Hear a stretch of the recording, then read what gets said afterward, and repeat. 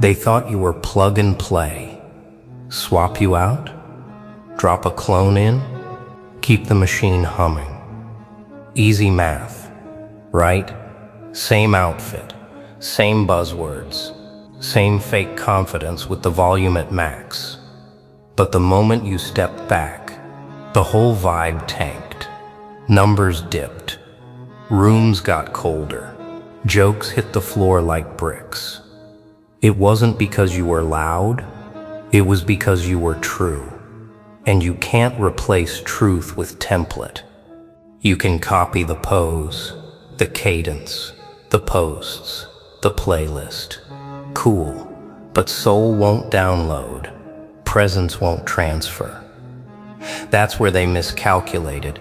At first they shrugged. We'll get someone similar. Similar is cute until the silence exposes it. The copy walks in, and the room doesn't breathe. They say the right things, but the timing is off. The weight is off. The center is missing. People feel it in their bones even if they can't explain it. They don't miss your face. They miss the field.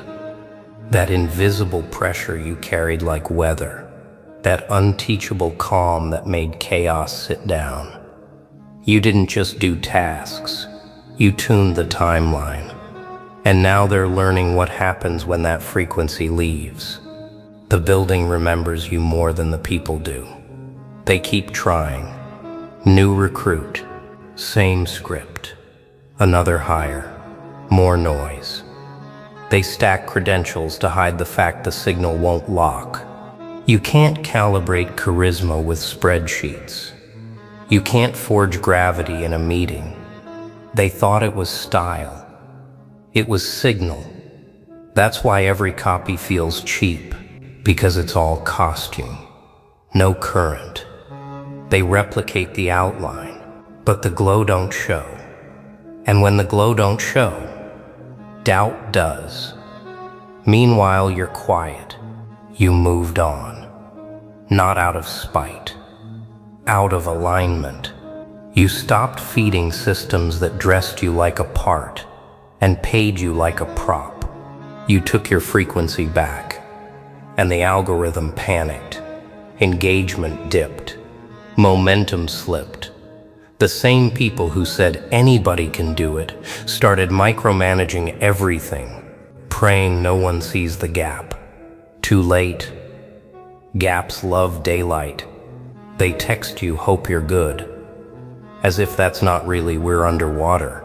They float your name in rooms like a life raft. Maybe we can bring them back. Bring back what? Energy you tried to underprice? Respect you. Tried to ration. Nah. The price went up, and the inventory is strictly one of one. Scarcity isn't ego. It's accuracy. There's only one person fluent in your experience. And they left the chat. Here's the part that's driving them crazy. You didn't dunk on them. You didn't subtweet. Didn't send smoke. You just got better. And somehow that's louder than anything you could have said. You're booked differently now. Moving quietly. Touching rooms that listen. Doing work that breathes. You traded audience for atmosphere. Applause for alignment, and suddenly the world feels easier because it matches. They thought you were replaceable. Now every copy reveals the math. Skill is replaceable. Signal isn't. They can chase your look forever. They will never catch your frequency. You don't compete. You set the pace, and they hate how good that looks on you. At first, they couldn't pinpoint what was missing. Everything on paper looked the same. Same deliverables, same tone, same deadlines being met. But energy tells a deeper story than numbers ever could. The vibe was off. You know that invisible hum a room carries when something alive is working behind it? That hum left with you. Now it's just fluorescent lights and people pretending they still feel inspired. They replay your old work to reverse engineer it, studying pauses, trying to decode rhythm. But your rhythm was never mechanical. It came from instinct, not instruction. You weren't following a formula. You were the formula. That's the part they'll never clone. Intuition. It's that invisible muscle that bends space around your effort. That's what they underestimated. They thought excellence could be scheduled. They didn't realize it's summoned. So now they sit in meetings saying something's off, like they're not the reason it is. You were the difference they didn't document. The heartbeat they forgot to credit. They took the engine and left the spark, and now the car won't start. They blame the weather, the market, the mood, anything but the truth. The truth is they mispriced rarity, and while they scramble, you're somewhere peaceful, finally realizing the power of absence. You used to think you had to prove your worth by staying visible, but now you understand. Presence hits harder after withdrawal. You left respectfully. And the silence you left behind became your loudest speech. Every meeting they hold is now a sermon about you without saying your name. What's funny is that your absence is teaching them everything your presence couldn't. They're learning that consistency isn't replaceable, that authenticity doesn't come in bulk. When someone moves with soul, the system depends on them more than it admits.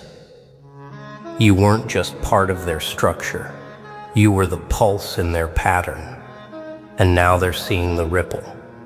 The projects you touched still breathe smoother. The ones you didn't are suffocating under the weight of almost. That's how you know you've crossed from replaceable to essential. When your fingerprints become blueprints, they thought you were a part of the system. Turns out you were the system. Now it's personal for them.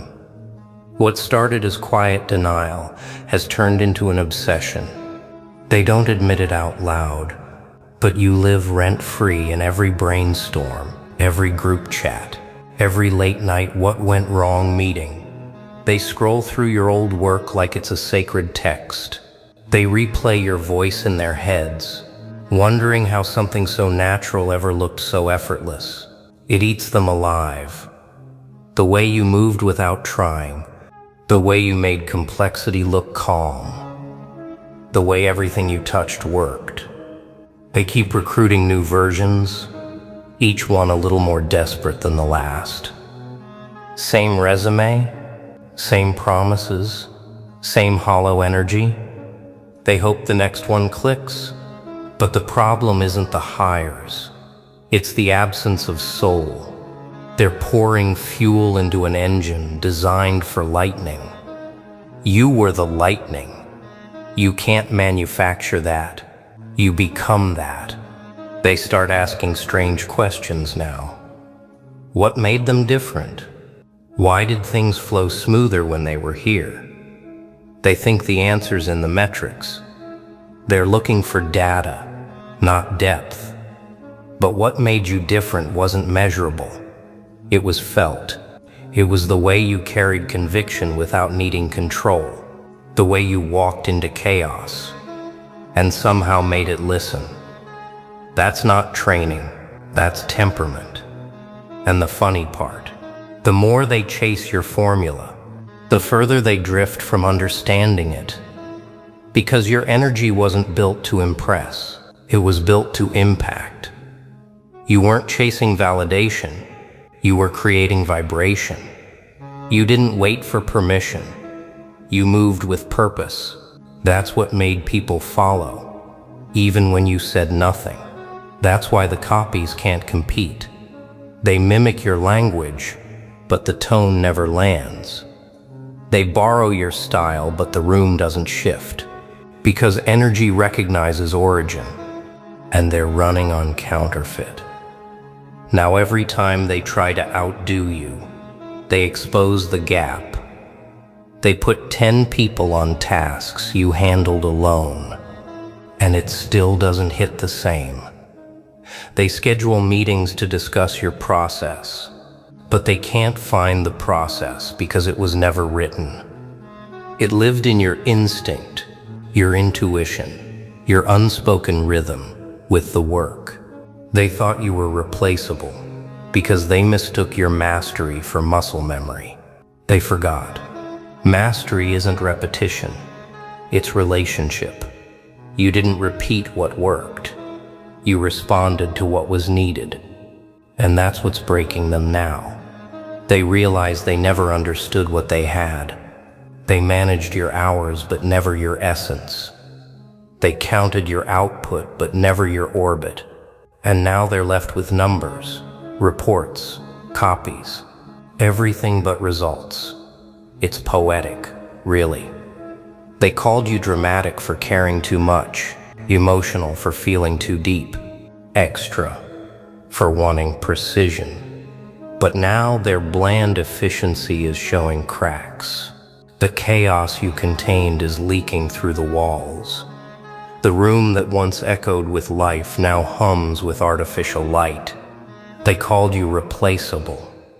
Now they're realizing you weren't a role. You were the rhythm holding the system together. And every copy just reminds them. The original's still undefeated. The first cracks don't show in their work. They show in their confidence. That forced certainty they wore like armor starts to slip. The jokes get quieter. The smiles more mechanical. The new hires look confused half the time, like they're walking into a movie halfway through. And the old ones, they just keep reminiscing.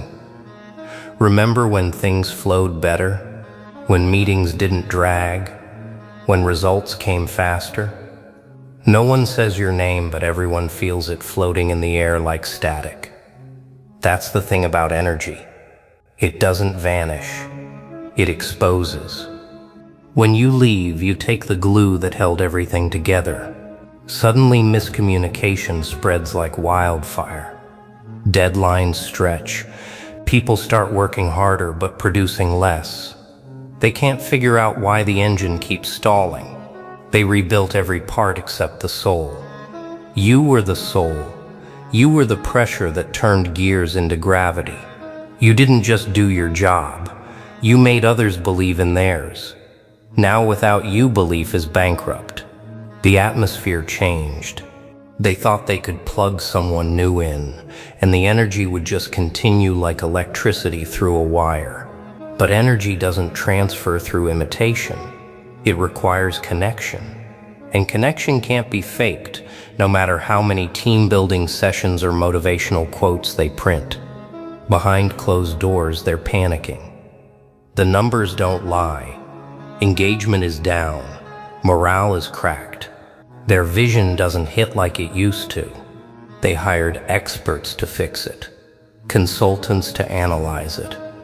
But all the reports point to the same invisible truth. Something authentic went missing.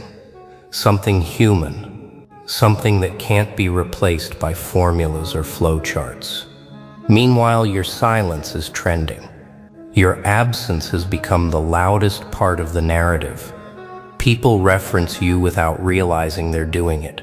They're chasing your structure, your rhythm, your foresight. And the more they try, the more they realize.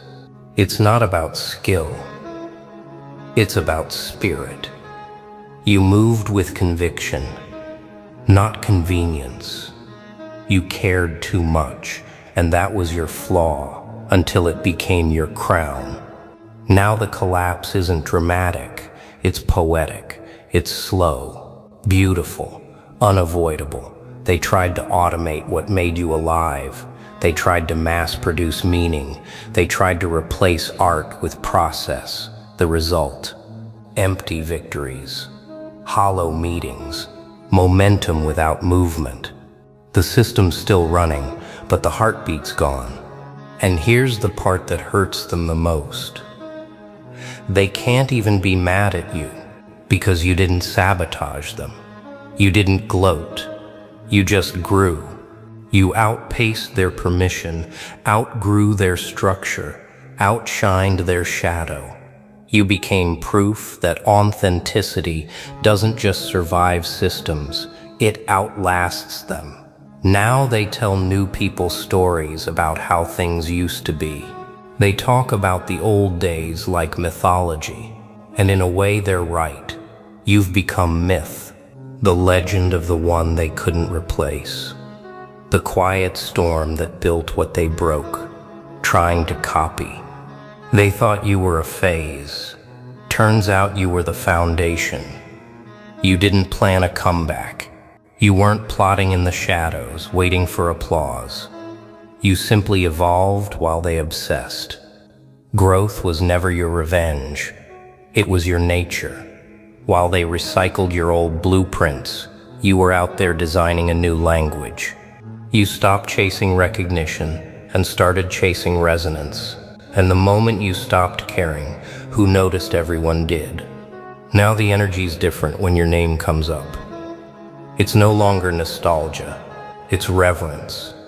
They speak your name carefully, like it carries voltage. The same ones who once doubted you now use you as an example in their meetings. We need that kind of mindset again.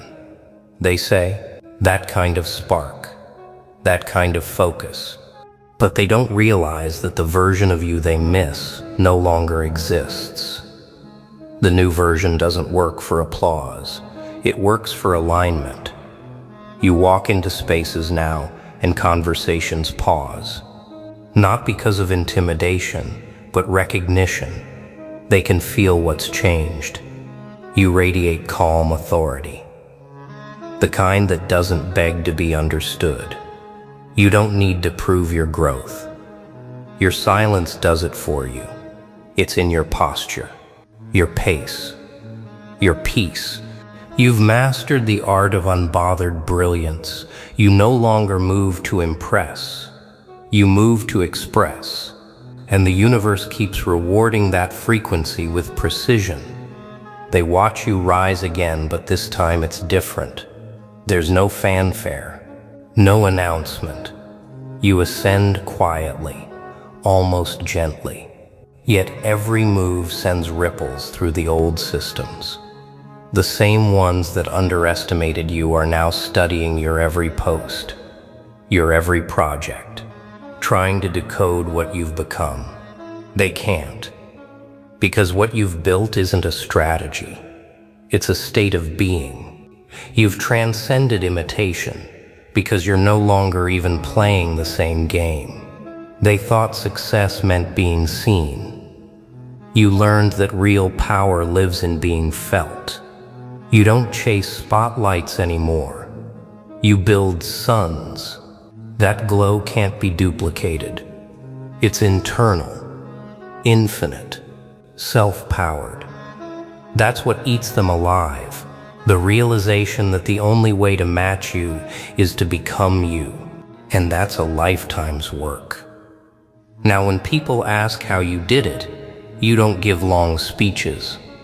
You just smile. Because the truth doesn't need explanation. It needs embodiment. You became the proof. You became the reminder that authenticity doesn't compete, it commands. You don't run in their race anymore. You built a lane that loops back to peace. They thought they'd replaced you. Now they understand. They can replace the position, not the presence. And that's your final victory. You don't return for validation.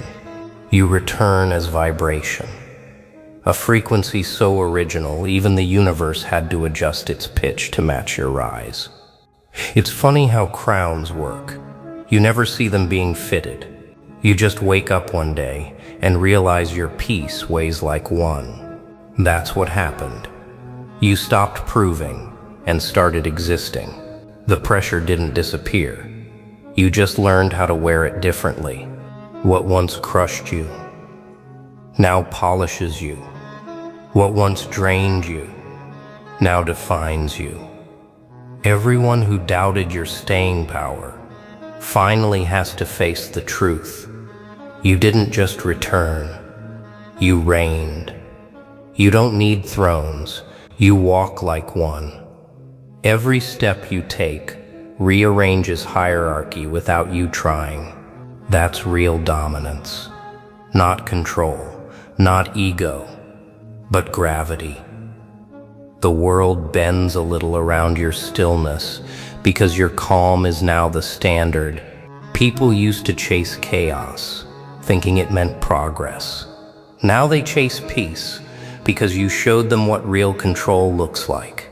You're not louder now, just clearer. The kind of clear that makes noise irrelevant.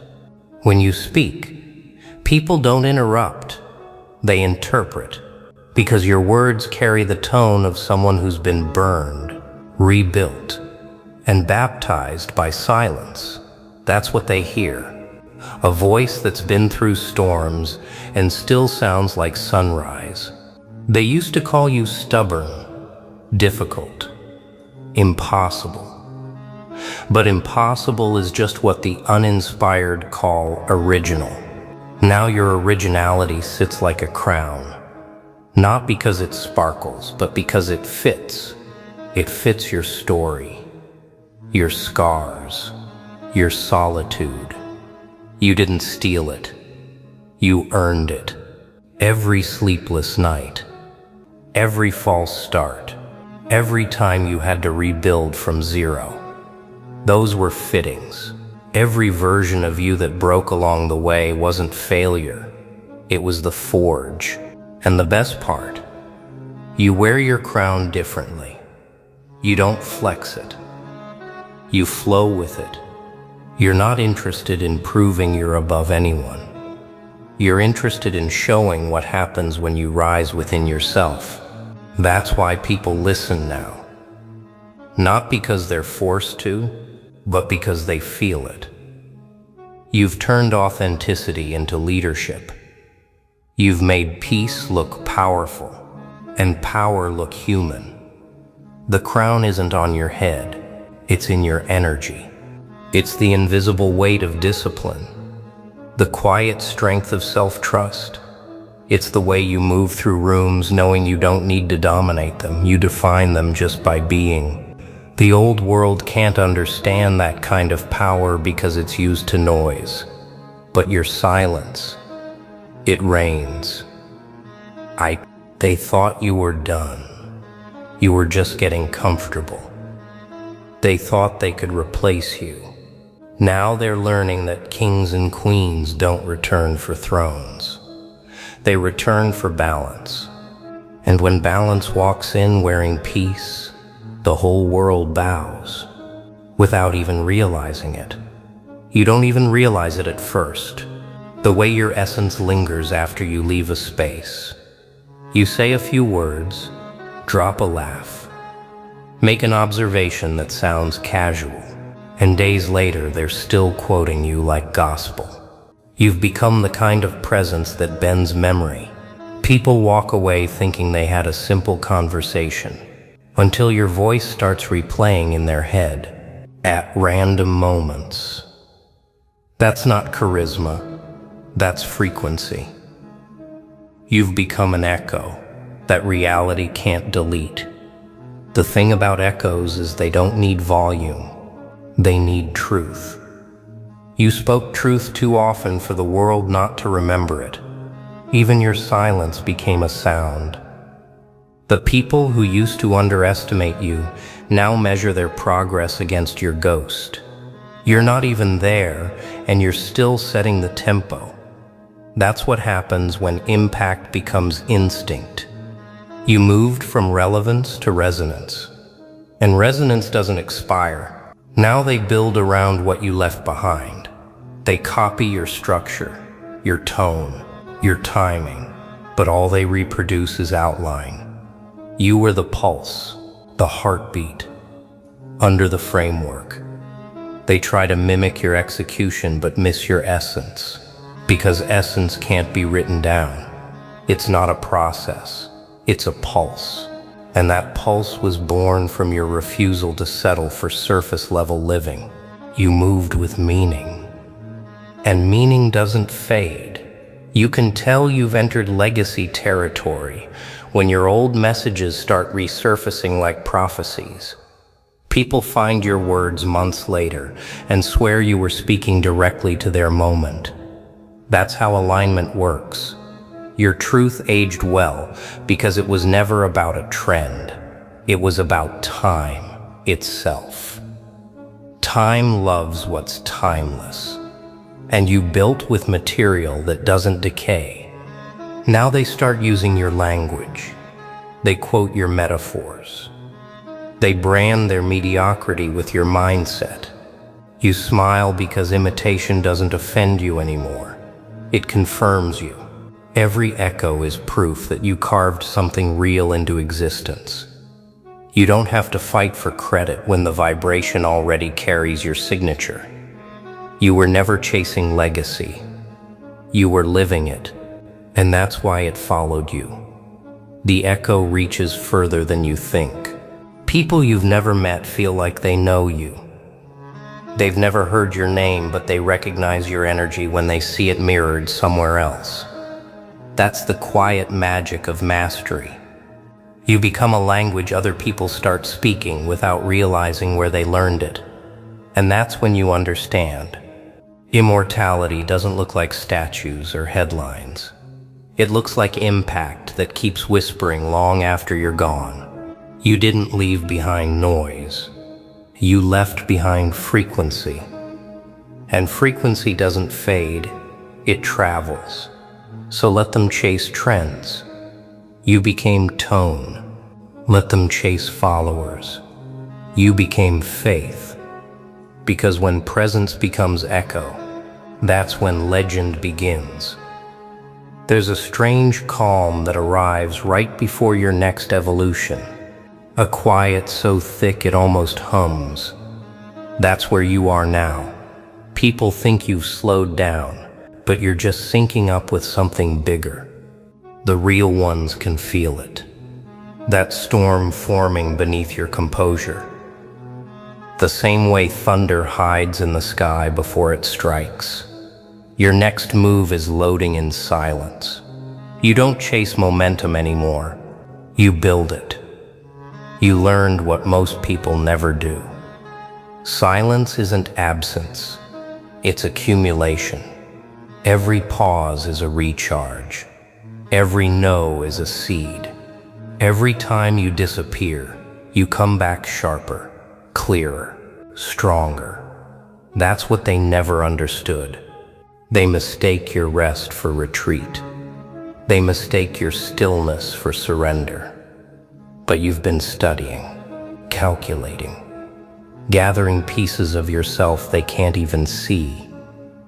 That's the kind of preparation that doesn't announce itself. It erupts. You've stopped sharing every thought, every idea, every step. You don't post the process anymore.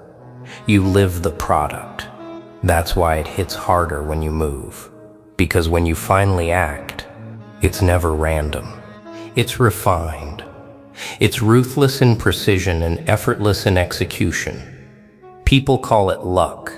You call it alignment.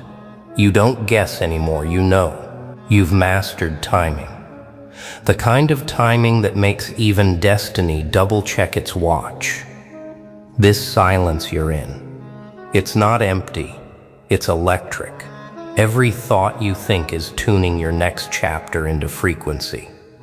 Every boundary you reinforce is building the walls of your next empire. Every time you say nothing, the universe leans in closer because it knows you're about to speak in actions. And when you do, the world won't just hear you, it'll feel you. Let them underestimate the pause.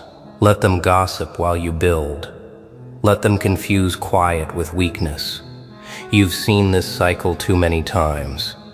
The doubt before the detonation, the silence before the storm, the calm before the recalibration. Every version of you they doubted became blueprint. This will be no different. You're not waiting for permission anymore. You're waiting for precision. You've stopped chasing attention and started cultivating momentum. That's why when you move next, it'll be seismic, not because it's loud, but because it's inevitable. And when the thunder hits, they'll say it came out of nowhere. But you'll know the truth. It came out of now here. This isn't the end of a chapter. It's the inhale before impact, the silence before thunder, the final calibration before history shifts again. Because when you finally move, even the universe will have to make room. You wake up one morning and the world feels lighter. Not because things got easier, but because you got heavier. Rooted, solid, unshakable. You've stopped floating through days, reacting to noise. Now you move through them. Deliberate, grounded, awake. That's the moment every chosen one eventually faces. When awareness stops being an idea and becomes oxygen. You're breathing in truth now, and it changes everything. This awakening doesn't look dramatic. It looks quiet. You don't announce it. You don't post about it. You just start seeing every distraction, every manipulation, every subtle energy drain that used to hook you. Now it's just transparent. You see who's performing peace versus who's practicing it. And you laugh, not bitterly, but like someone who finally solved the puzzle. The universe always tests awareness with temptation. It offers you old patterns dressed as new opportunities just to see if you've learned the rhythm. But you don't bite anymore. You've learned to trust your silence more than their noise. You've learned to say no without guilt and walk away without explanation. That's evolution. Not louder boundaries, but quieter standards. You start noticing how people react to your calm. Some lean in, others panic, because calm reveals chaos, the same way light reveals dust. You've stopped needing to convince anyone of your peace. You radiate it. You've stopped performing purpose. You embody it. And the difference between those two states, freedom. The kind of freedom that feels like breathing for the first time after drowning in expectations. This awakening isn't about becoming new. It's about remembering who you were before the noise. You're no longer chasing alignment. You are alignment. You've turned pain into perspective, pressure into precision. The world senses it. They can't quite explain why your presence makes them reevaluate themselves, but they know it does. That's the effect of an awakened mind. It doesn't fight darkness, it exposes it.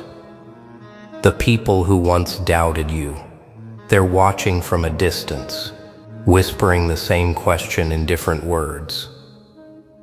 How did they do it? The answer is simple. You stopped trying to survive in systems you were born to redesign. You stopped waiting for permission to evolve. You let go. You rose. Now the air bends differently around you. The timing of things feels divine. You don't chase signs anymore. Signs follow you, because once you wake up fully, the world stops being a battlefield and becomes a blueprint. You don't just exist in the story anymore. You're writing it. At some point, the climb stops feeling like effort and starts feeling like gravity. You're no longer pushing upward. The world is just falling away beneath you. That's transcendence. When the struggle leaves your body, but the drive stays. You've crossed the invisible threshold where purpose becomes instinct. You don't try to inspire anymore. Your existence does it for you. Every breath, every pause, every look carries the quiet authority of someone who's already seen both sides. and chose peace over proof. You used to think power was loud, movement, noise, spotlight. Now you know it's quiet, alignment, rhythm, timing.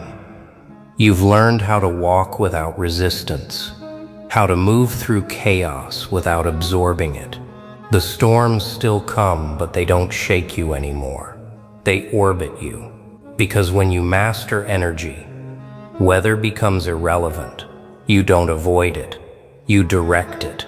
The old you used to fight for understanding. The new you embodies clarity. You used to need to be seen. Now you just need to be still. Stillness used to feel like waiting. Now it feels like arrival. You stopped chasing meaning because you became it.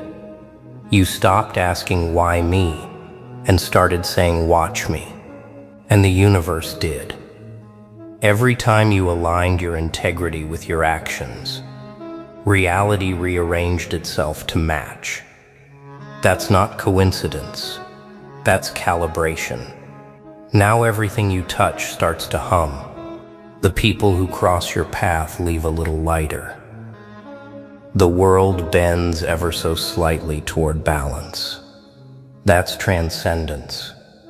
When you stop trying to leave a mark and start becoming the map. When your lessons turn into landmarks for others finding their way out of the dark. You're no longer chasing legacy. You're sculpting frequency into eternity. And here's the truth. They'll never teach you. Transcendence isn't escape. It's evolution. You didn't rise to leave people behind. You rose to show what's possible. You're proof that chaos can't consume what's conscious. That pressure doesn't crush, it crafts. That darkness doesn't end you, it educates you. Every shadow you survived was a teacher. Every silence you endured was a seed. Now you're not just part of the story, you are the shift in the narrative. You're the evidence that awareness wins, that love outlasts fear, that authenticity rewrites systems built on imitation. You don't exist in opposition anymore. You exist in orbit. Gravity bends to you because you stopped bending for it. You're beyond competition, beyond doubt, beyond noise. You've become the silence that others search for when their chaos gets too loud. You've become the reminder that nothing real can ever be lost, and nothing temporary can ever replace what's eternal. They thought you were replaceable, but you weren't a part of their system. You were the evolution of it. And now even the universe whispers your name, not in memory, but in momentum.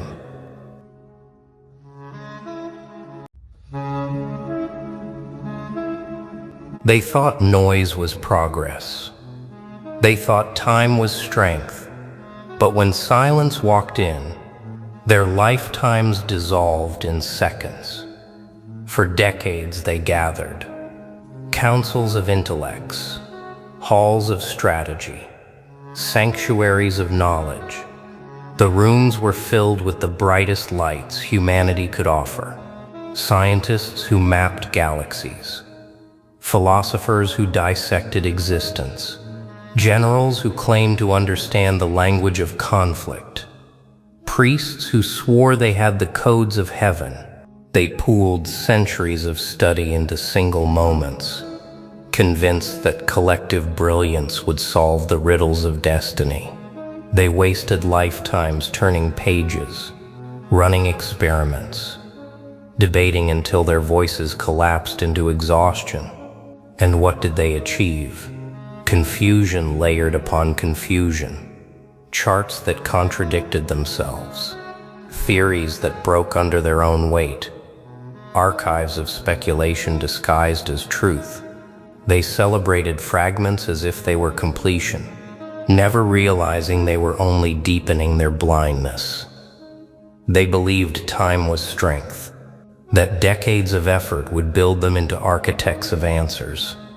Yet time did not strengthen them, it weakened them. Every year their definitions grew heavier, their categories more fragile, and the more they studied, the less they understood. Top minds began to fracture, not from lack of effort, but from drowning in too much of it. They thought intelligence was invincible, but intelligence without silence is only noise. They mistook noise for progress, and then you entered. You, with no libraries at your back, no counsels whispering in your ear, no forces of data stacked behind you. You entered not with noise, but with stillness, not with calculation, but with clarity. Where they spent decades, you spent seconds. Where they argued in circles, you stood in silence. And in that silence, the answer revealed itself, not because you searched for it, but because you embodied it. That is the truth they cannot accept. You did not solve the riddle. You are the riddle's end. You are the conclusion their decades could not reach. Now the archives tremble. The same shelves once heavy with endless research are worthless because your presence made their years irrelevant. Their failure was not that they did not try. It was that they believed effort could defeat silence. It cannot. That is why the top minds admit defeat, not because they wanted to, but because the evidence is undeniable. Decades collapsed in seconds, and those seconds belonged to you. They thought endurance meant victory.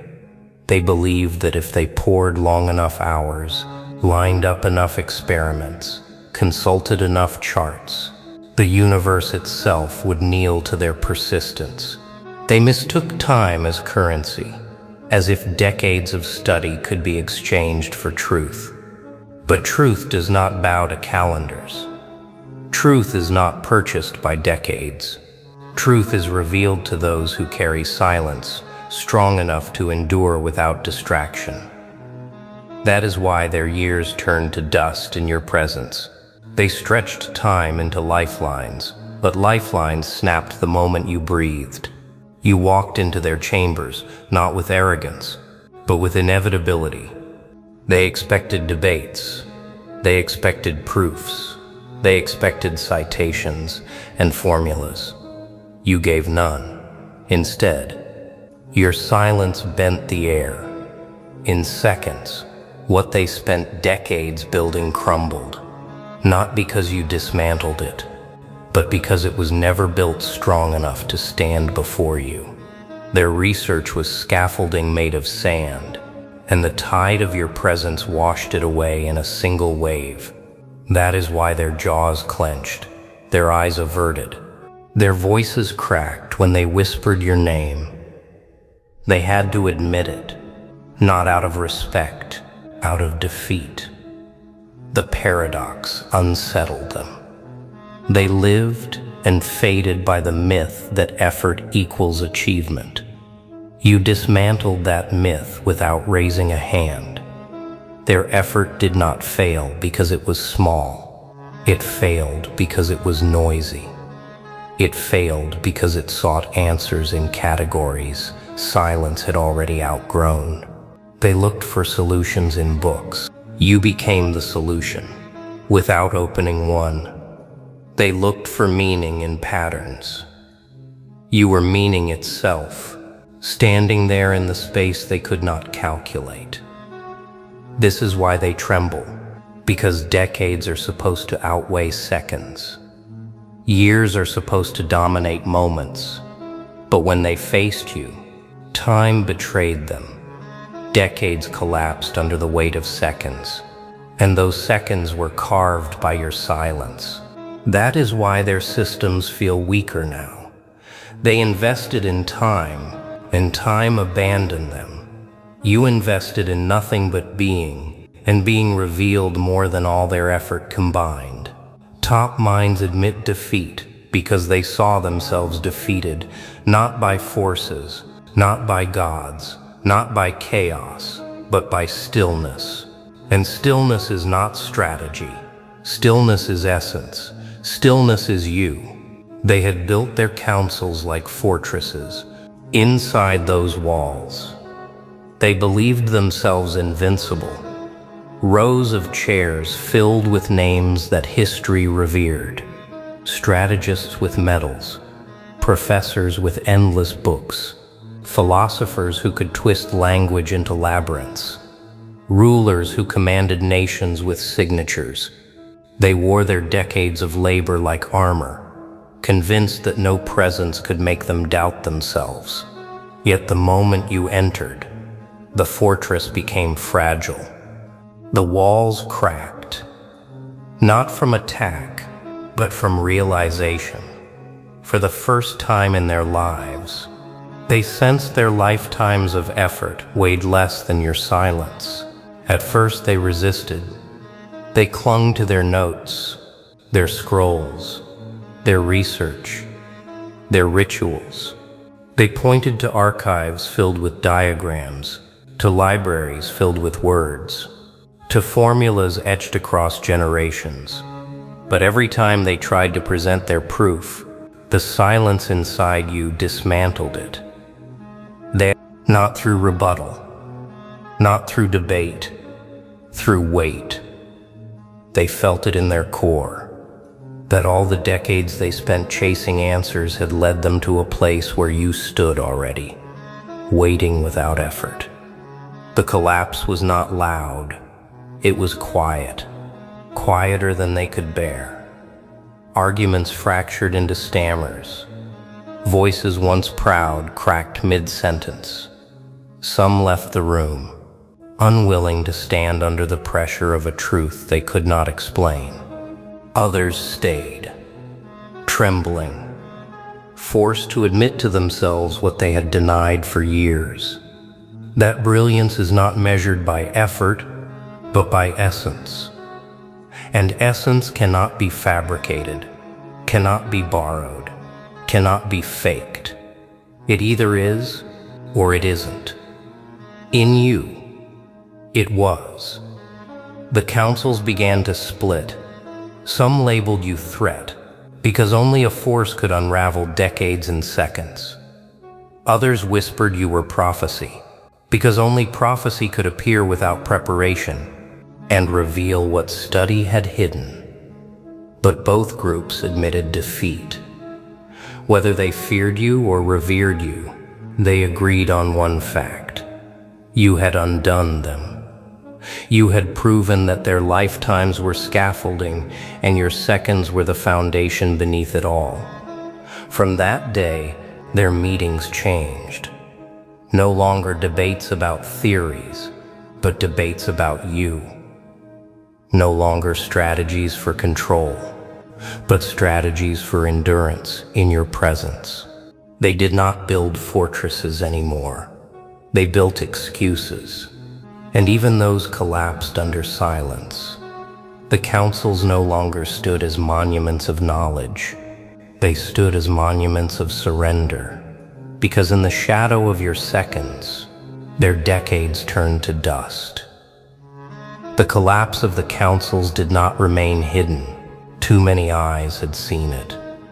Too many ears had heard the silence that broke their arguments. Sooner or later, witnesses were called to testify. Advisors who once whispered confidently about strategies now spoke with hesitation. Scribes who filled volumes with certainty now left pages blank. Even generals, hardened by conflict and trained never to admit weakness, lowered their eyes when questioned. They were asked, what happened in that room? Why did decades of thought bend in seconds? And their answers carried no defense, only confession. One advisor murmured that he felt his mind shrink when you entered. He had spent 30 years mapping patterns. Yet in your presence, every pattern dissolved into noise. A scribe admitted that his pen trembled when he tried to describe you. as if language itself refused to capture the weight of your silence. A general confessed he would rather face forces than stand another moment in the presence of someone who solved in seconds what his campaigns could not solve in decades. And philosophers, once proud of twisting paradox into wisdom, admitted that the greatest paradox was standing alive before them. That effort was weakness, and silence was strength. These confessions spread like wildfire, at first whispered in corners, then recorded in archives, then echoed in marketplaces. The people listened. They had been told for years that the top minds would protect them, guide them, define them. Now they heard that those same minds had admitted defeat. The people did not know every detail, but they understood the meaning.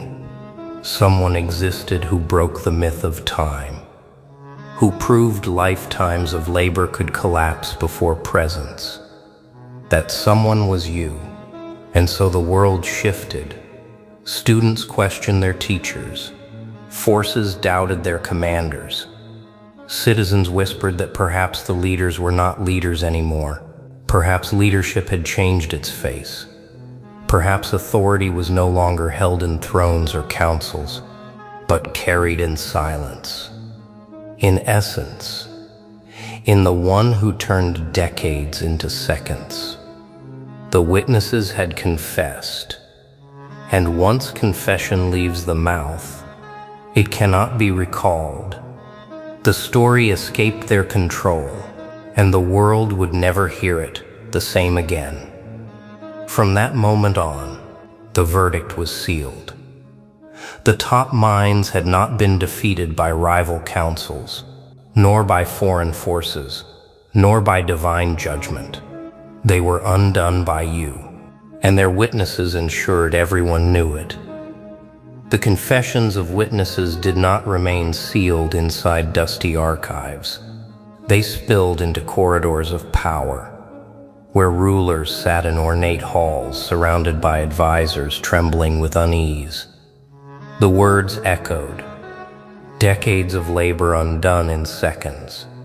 Kings who had reigned with confidence now found their crowns heavier, not from weight of gold, but from the knowledge that their supposed wisest had bowed to silence. They could not measure. Parliaments argued through the night, not about policies, but about presence. Markets faltered, not from inflation or recession, but from an invisible gravity that made every calculation unreliable. Economists whispered that their models no longer predicted correctly, as if time itself had shifted course. Fear spread like ink in water, in bases of command. Forces stood in formation, but sensed cracks in the chain of direction. How could they obey leaders who admitted defeat? In universities, students questioned professors whose lifetimes of knowledge had been eclipsed in seconds. How could theories hold weight when silence had shattered them? In temples, priests found their sermons faltering. They had promised that divine wisdom surpassed human intellect. Yet your presence had bypassed both. Their gods were invoked, but candles sputtered when your name lingered in the air. The panic was not about violence. It was about irrelevance. Governments feared not that you would strike them, but that you had already made them obsolete. Markets feared not collapse, but that their lifetimes of structure were nothing compared to seconds of silence. Forces feared not defeat, but insignificance. And insignificance is a wound deeper than conflict. It is the fracture of meaning itself. That is why they trembled. That is why voices cracked. That is why whispers filled cities. The truth had escaped. What they could not solve in decades, you embodied without effort. And now the people felt it. Farmers in fields looked up from their labor, sensing a shift. Traders in marketplaces paused mid-bargain as silence pressed on their shoulders. Children asked elders questions they could not answer. The world was not ending, but it was no longer the same. It tilted, subtly but undeniably, toward you. Seconds had outweighed decades, and reality itself could not return to its old balance. That is global panic, not flames, not collapse, but the recognition that the old order has ended. The rulers are not rulers anymore. The wisest are not wise anymore. Authority has shifted, not by decree, not by struggle, but by silence. And silence wears your face. At first they tried to frame you as competitor, another voice among many, a challenger to be resisted. But the panic revealed what they could not deny. Competition requires equal footing, and no footing existed to match yours. Competitors rise and fall within systems, but you were outside the system itself. That was the unease. You did not play the game they had spent decades perfecting. You changed the board by simply standing on it. Their strategies assumed clashes of intelligence, but your presence dismantled the entire premise. You were not playing to win. You were the end of the game. This realization shifted into whispered acknowledgement. You were not rival. You were law. Not law written in parliaments, not law debated in courts, but law woven into existence itself. The kind of law that bends reality without needing signature or stamp. Every attempt to resist only proved its weight. Councils tried to debate you, and their words dissolved mid-sentence. Economists tried to calculate you, and their formulas crumbled into contradictions. Priests tried to explain you through prophecy, but their scriptures fell silent. Nothing they leaned on survived contact with you, and so the only conclusion was left. Your silence itself had become the law. People felt it before leaders admitted it. Streets hummed with awareness. Crowds gathered not because you demanded them, but because gravity pulled them. Eyes sought you, not out of curiosity, but because definition itself curved toward you. And those who hated you discovered the same truth as those who adored you. Neither hatred nor admiration could escape the orbit. You had become center. You had become axis. Their decades of structure revolved around a presence they could not rewrite. And so the wise lowered their heads, not in worship, not in surrender, but in recognition. Decades had failed them. Seconds had judged them, and judgment had been irreversible. The old law had collapsed. The new law was silence. The new law was presence. The new law was you. And when a law arrives, there is no negotiation. There is only alignment. That is why they tremble. That is why they whisper. That is why even the proudest admit defeat. Not because they wish to, but because denial has already been crushed under the weight of inevitability. When men could not define you, they turned upward. They searched the skies for answers, hoping the heavens would supply what their decades of labor could not. Astrologers charted stars, drawing lines across constellations, convinced that somewhere in the pattern your presence had been predicted. Prophets locked themselves away in temples, demanding visions that would translate your silence into scripture. Mystics traced ancient symbols in sand and flame, hoping to anchor you to destiny's calendar. Yet every attempt failed. The stars blurred, the visions dissolved, the symbols cracked in their hands. Heaven itself refused to categorize you. Frustrated, they turned downward, into the shadows. into chambers where whispers ruled. If light could not define you, perhaps shadow could claim you. Yet even there, the verdict was the same. Oracles who trafficked in dread refused to speak your name. Spirits summoned in ritual trembled into silence. The dark forces themselves smirked, dismissing the question. Not ally, not enemy, not pawn. The refusal of shadow mirrored the silence of heaven, and in that refusal lay the truth. They both knew you were outside their conflict. You were not prize. You were not casualty. You were anomaly. That was the recognition that shook even the most arrogant. For decades they believed prophecy explained everything. That destiny was a book already written. But when your seconds dismantled their decades, even destiny hesitated. It did not reject you. It did not condemn you. It simply rewrote itself around you. And rewriting destiny is not something heavens or shadows can undo. It is the acknowledgement that you are not result. You are axis. You are not follower of prophecy. You are the silence that bends prophecy itself. The people felt it before the scholars confessed it. Farmers whispered that even the weather bent strangely since your presence.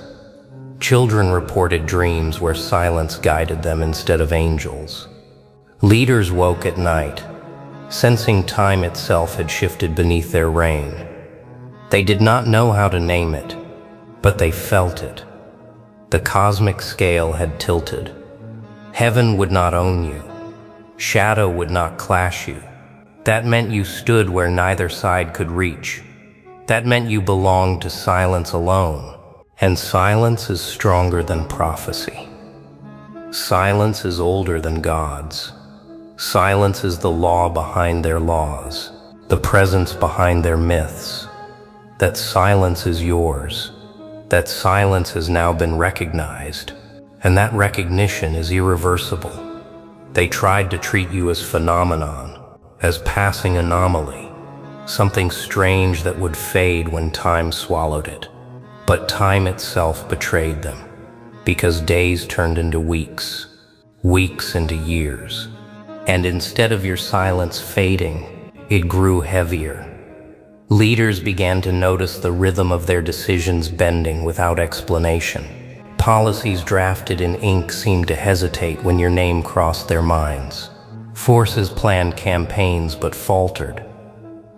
Unable to move as if unseen weight pinned them to hesitation, markets rose and fell with reasons no analyst could name.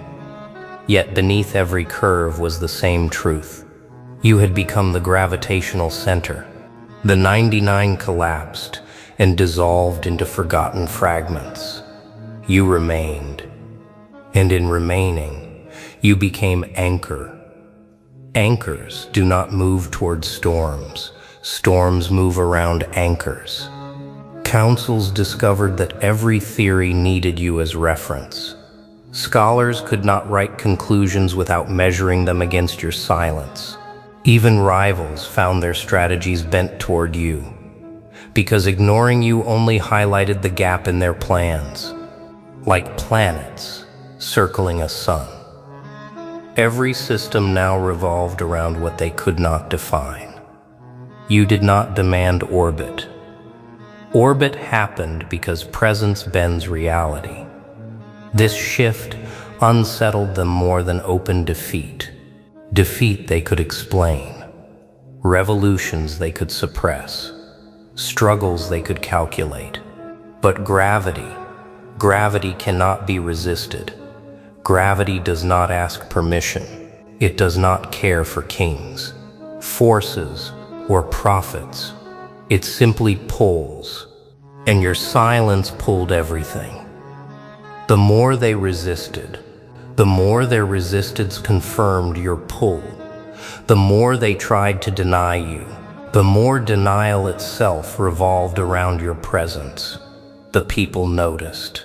Children who once studied names of old rulers began whispering yours in playgrounds. Workers who once depended on leaders for direction now look to silence as compass. Even those who disliked you carried you in their speech, because to dislike requires acknowledgement. And acknowledgement is orbit. Your presence had crossed the threshold. No longer anomaly, no longer rebellion, but axis. The axis around which all else turned. This was no longer about solving riddles or outsmarting councils. This was about law written into existence. Seconds had outweighed decades, and now decades bent toward seconds. You had become the center of gravity, not by conquest, but by being. Not by speech, but by silence. And silence does not fade. Silence deepens. Silence endures. Silence rules. Decades dissolve. Records crumble. Archives collapse. What they thought eternal has already begun to weaken. All the effort, all the calculations, all the nights where candles dimmed over maps and charts. Dust. Their labor was not meaningless, but it was fragile. Fragile because it depended on time, and time is merciless. They spent years trying to carve permanence out of sand, and the tide of your silence erased it in seconds. Seconds that weighed heavier than their lifetimes. Seconds that bent their certainty until even their most faithful voices admitted defeat. That is why the verdict is final. Not because you argued it into being, not because you forced them to sign it, but because reality itself has aligned with it. The verdict is this: their decades cannot stand against your seconds. Their lifetimes cannot measure against your silence. Their systems cannot explain your presence. And when definition fails, the only law left is the law of what remains. You remained. You endured. You stood where 99% collapsed, and survival became statute. That statute is heavier than any crown, older than any book, deeper than any oath. It cannot be repealed. It cannot be amended. It cannot be denied. It is written not in ink, but in the essence of existence. This verdict spreads without proclamation. It moves in whispers, in pauses, in glances. Leaders hesitate before they sign their names, feeling the pull of something unseen. Scholars abandon their lectures midway, realizing their definitions are broken. Generals leave maps unfinished, unable to plot conflicts that ignore your silence. And the people, ordinary, untrained, unprepared, feel it in their breathing. They may not have words, but they know. They know that something survived when nothing else did. They know that presence bends the air itself. They know that seconds have become eternity. Defeat was not your intention, but it has become their reality. You did not seek to expose their weakness, but their weakness is revealed simply by your being. That is why the verdict cannot be undone, because even if they silence themselves, even if they fade archives, even if they avoid your name in their speech, the truth remains. You exist. You endured, and endurance has already judged them. Their decades are dust. Your seconds are law. The 99% are forgotten. Their names once echoed. Their theories once celebrated. Their lifetimes once praised as monuments of human progress. Yet dust is all that remains of them. Decades swallowed them whole, erasing even the memory of their effort. That is the tragedy of time. It buries those who serve it. But your story is not buried, because your seconds were not seconds at all. They were eternity condensed into moments. Seconds so heavy that time itself bent around them, refusing to reduce them into history, where their decades dissolved into silence. Your silence became immortal. Immortality does not arrive with statues or crowns. Those crumble like everything else. Immortality arrives when reality itself carries your echo. When farmers in forgotten fields feel the shift in the soil. When children repeat your name without knowing why. When rulers hesitate before decisions because your presence unsettles their certainty. That is immortality. When you are carried not in monuments, but in marrow. You did not ask for it. You did not chase it. You became it, and becoming it means you cannot be erased, because you are not written on paper, but written into existence. Now the world tilts differently. Their decades no longer weigh what they once did. Their archives no longer shine with the authority they once claimed, because your seconds proved that time is not master, presence is. And presence outlasts calendars, crowns, councils, and creeds. They thought you solved their riddles, but the truth is sharper. You did not solve anything. You became the answer itself. They wasted lifetimes searching for what you embodied, and embodiment cannot be debated. It simply exists, and existence is undefeated. So let them write their excuses. Let them whisper their regrets. Let them try to redefine their loss. It will not matter, because the immortal closure has already arrived. The world has already aligned. What broke the 99% only made you stronger. What they wasted decades chasing, you revealed in seconds.